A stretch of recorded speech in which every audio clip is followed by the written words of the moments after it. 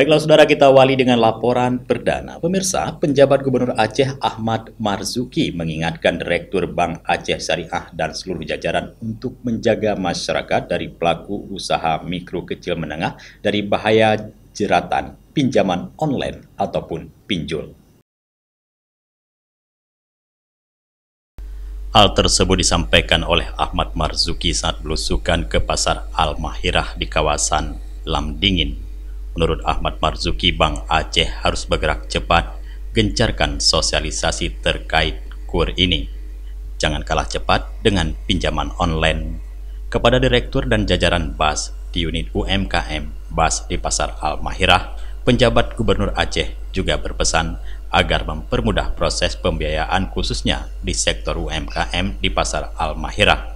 Di Pasar Al-Mahirah, penjabat Gubernur Aceh sempat berdialog dengan beberapa pedagang. Salah satunya adalah Hendra, pemilik toko beras Hendra Jaya. Pria itu merupakan salah satu penerima bantuan pembiayaan dari Bank Aceh Syariah. Usai berdialog dengan Hendra, penjabat Gubernur Aceh sempat berdialog dengan beberapa pedagang daging, pedagang ayam potong, dan para pedagang sayuran di Pasar Al-Mahirah, serta meninjau cold strike di Komplek Pelabuhan Perikanan Samudra Lampulo. Dari Banda Aceh, Tim Liputan Aceh TV melaporkan.